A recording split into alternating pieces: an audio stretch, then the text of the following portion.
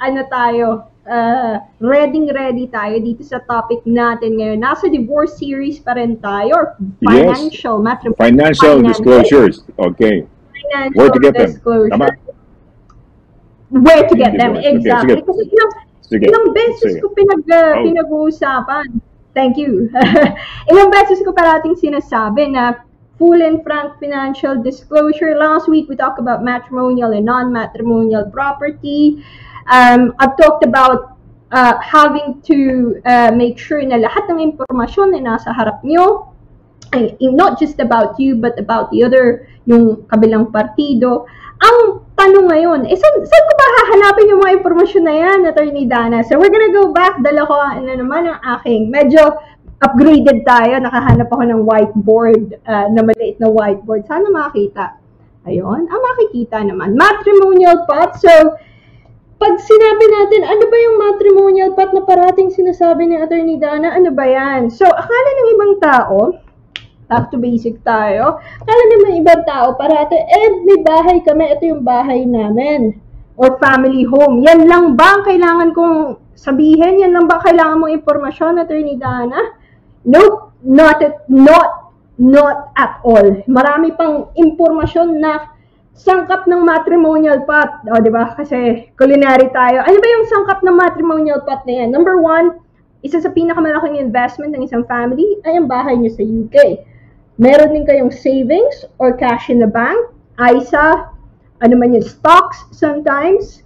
Yung iba, meron kayong overseas property. I'll put pesos in there. Whether cash or lupa sa Pilipinas. Yung ibang kababayan natin business-minded at may mga businesses na. So, business goes in there as well.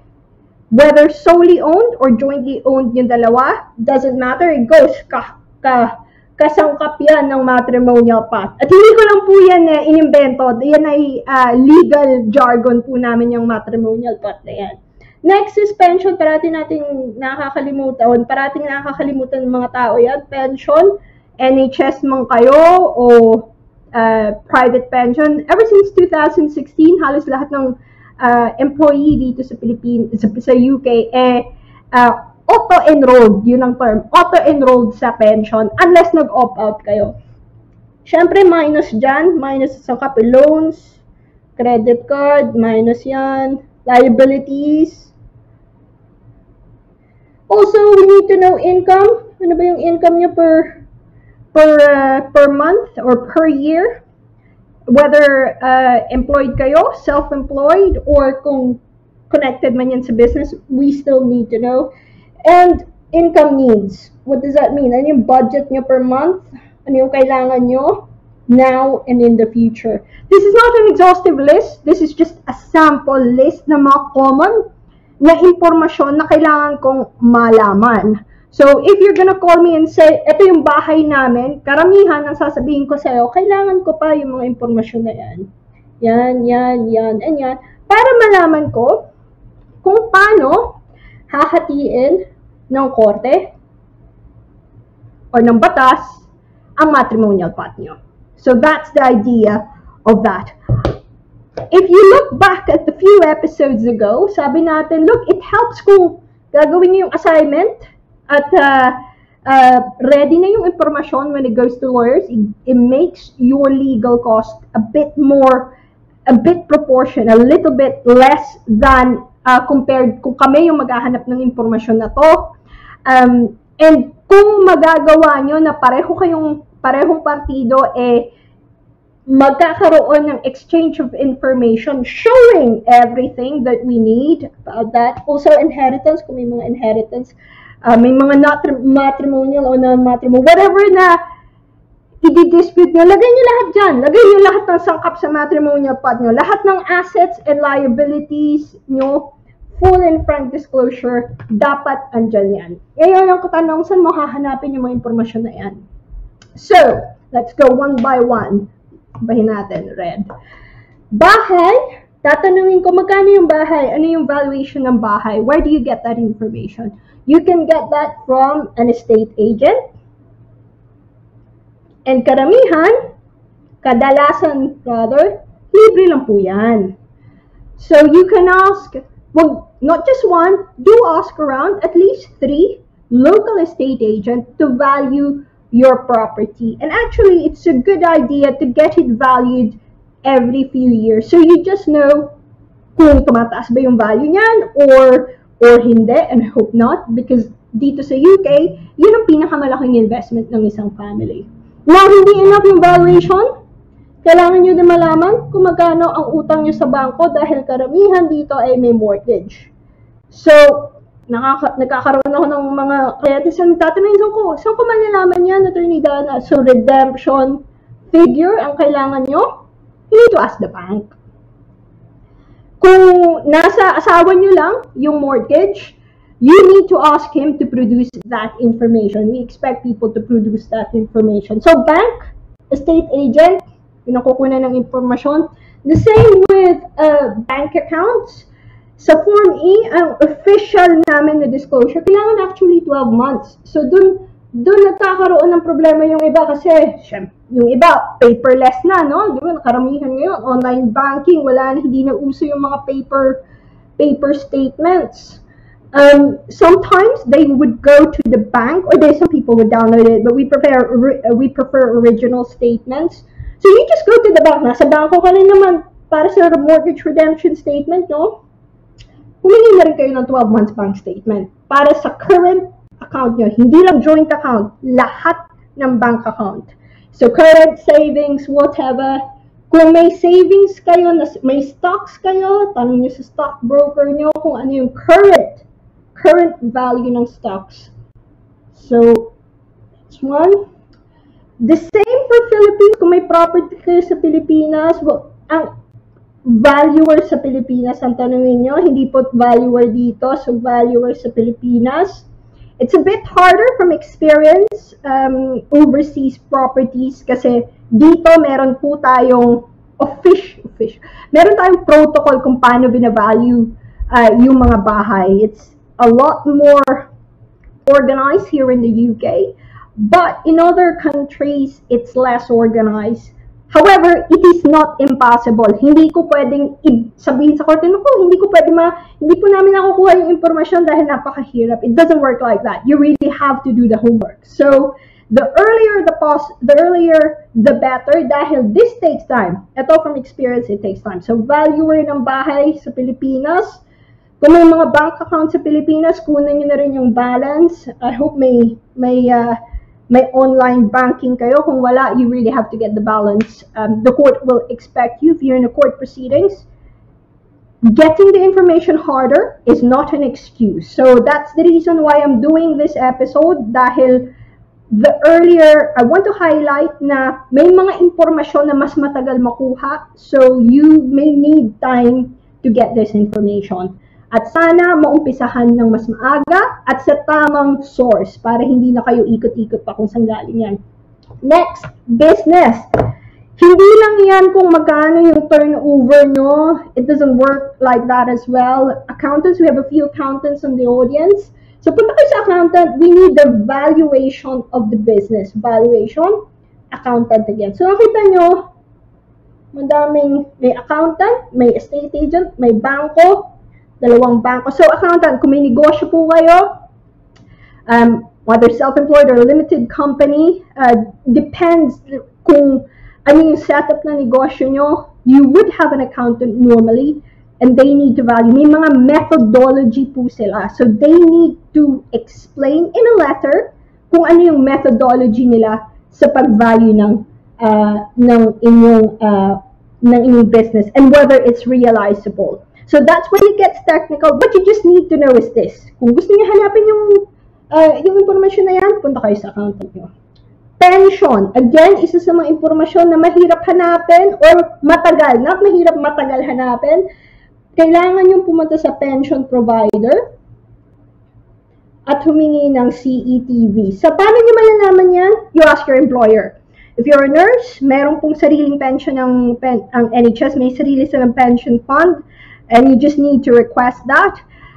If you're a non-NHS katulad namin, meron kaming online access sa a separate private pension, and then we get this cash equivalent transfer value or CETV from there. Ako online yung sa akin, but some would have to request it directly from the pension provider. This takes time, kaya you need time to obtain this.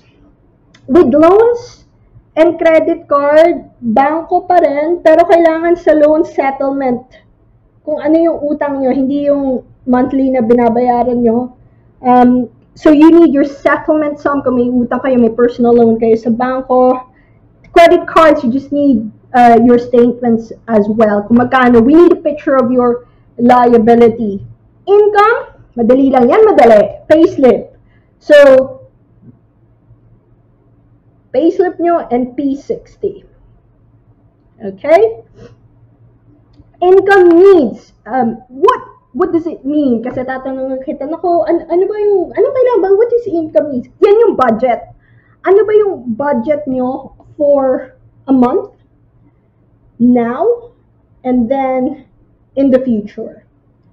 So you would have to liaise with us. Meron kaming template table. Bibigyan ka namin ng listahan ng mga normal expenses, and you just need to fill that out. What's also hindi nakasya dito ano yung housing needs nyo? So now, maybe nasa isang bahay kayo ni X, ni soon to be X. You will say, look, I want a 2-bedroom home, or I want to move here, I want to move somewhere else, flat lang yung kaya ko muna. So you need to give us an idea of your housing needs. Kailangan ko malaman kung ano yung plano in the future. And I have to look at that, whether that is realistic in terms of paghati natin ng matrimonial path. What's also not clear there is mortgageability. So, dahil from one house, kailangan na nating bumili ng 2 bahay, kailangan nating malaman kung may mortgageability kayo after you split the home na current home nyo. So we go through it, quick summary, parang ang dami, Attorney Dana. Yun ang isang takeaway dito. Marami pong impormasyon ang kailangan na kunin. Although we lawyers will give you a checklist kung ano yung kailangan nyo, keep that checklist, and you really have to start as early as possible. So we'll just go through it very quickly again. Bahay, saan hahanapin yung value ng bahay? Estate agent, libre lang yan. Huwag lang kukuha ng isa, kuha ng 3. Pro tip, kung medyo friendly pa kayo ng ex nyo, para iwas pa ng gulo, iwas ng debate, you can sit down and agree kung sino yung magbavalue ng bahay. So you can say, naalala mo si estate agent, kilala natin dati, pwede natin imbitahin yan as well as a second and a third option para ma-average natin. The idea is to get an average, a real accurate picture kung magkano yung value ng bahay. So, go to an estate agent. If medyo amicable naman, mag-agree na kayo kung sino yung kukunin yung estate agent. O 2 o 3 estate agent na yan. Mortgage redemption figure, bangko, kailangan nyo pumunta sa bangko. And whilst nasa bangko kayo, kunin nyo na rin ang bank statement nyo. Kunin nyo na rin kung ano yung mga loans at credit cards nyo. At then, kunin nyo na rin kung may isa pa dito kunin nyo na rin kung may mga iba pang savings or bonds or shares kayo ISA, kunin nyo na rin yung information na yon. Normally, it's easier these days kasi online banking. Yung client ko kanina, pinakita lang sa akin, enter ng online banking. Ito, attorney yun, dyan yung updated figure. So, although yung first official na disclosure, yung official disclosure sa korte, we still need the paper version of this. Hindi lang namin pwede ipakita yung screenshot po. Kailangan po namin yung paper statements or printed statements as long as verified ng bangko. Next, the same for Philippine or overseas properties and man yan, whether it's in Spain, for example, Italy, Sweden, Pilipinas, you need a local valuer of those property, and you also need to ask for a redemption statement kung may mortgage man yan. Ask the same the same activity. Pension, you need to go to your employer. Whilst you're with your employer, go get your payslip dun. Ano-ano mo na, isabay-sabayin mo na. At after that, pumunta na rin kayo sa accountant kung may negosyo kayo para malaman ang business valuation and any tax potential tax implication like capital gains tax kung hindi na kayo, may second home kayo, and so on and so forth. The practical implication of that is marami kayong kukunin na impormasyon. As I've said, check yung checklist na ibibigay namin. And most of the time, it's not just a one-off. So you probably have to take a day to sit down and do the admin of this. Kailangan pumunta sa bangko, kailangan pumunta dito. You really have to spend time dealing with this. And the first time around na ibibigay mo sa lawyer yung information, the likelihood is meron pa kaming hahanapin na ibang impormasyon. So, allow time. Kung may deadline man kayo, 1 week before, ibigay nyo na yung first draft ng documents. Parang immigration lang yan. Siguro si attorney nyo, bigyan nyo naman ng time para kung may mga nakalimutan tayong dokumento, makuha pa natin within a few days. Mapuntahan nyo pa yung kailangan nyong puntahan sa mga nasabi kong sources. That's two things. So when you have that checklist nyo dahan-dahan.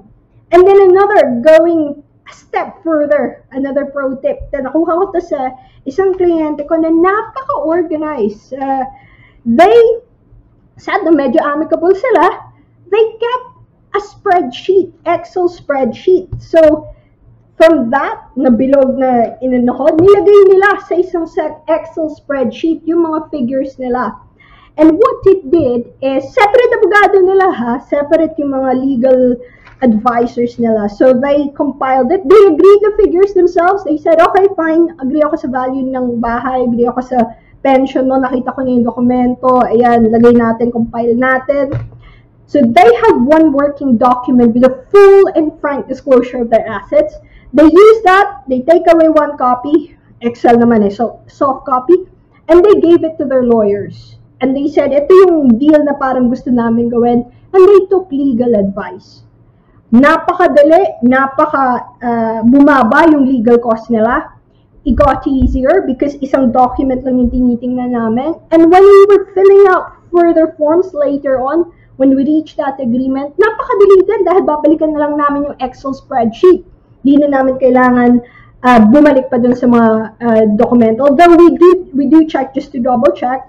But alam na namin, kung na-check na namin once, all we need to do is to look at that snapshot that we have, and that made our lives very, very easy, which means that made their legal costs lower than normal. So the takeaway, ang moral lesson for today is it's a teamwork. Teamwork po ng abogado at ng kliyente. There are information that kayo lang po ang makakakuha. Dahil hindi po ganun ka-i-release ng bangko yung mga financial information nyo sa amin. And also, it will keep your costs down if those figures and those other information are obtained by you or the other party. And the more that you agree, the earlier that you can agree that you are on the same page on those figures, one step closer na kayo sa agreement. Kasi hindi na kayo mag-aaway kung magkano to, hindi na kayo mag-aaway kung magkano yan. Nakita nyo, cooperative kayo. Lay your cards on the table on what it is. And then you have one sheet na nandun lahat ng figures.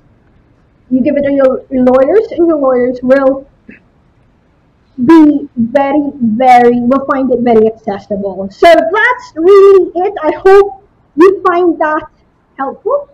At kung may mga kaibigan po kayo who's going through a divorce or going through a financial proceedings, that's the gist of financial disclosures and where to get them. So makahanapin yung mga informasyon na yan. So when you are maybe looking to have a legal advice or a free consultation, mas mabuti, makakabuti din sa inyo na ready na yung informasyon. Kasi baka pwede ko nang mabigyan ng extra advice, mas specific yung advice dahil mas may impormasyon kayo na mapifeed sa akin.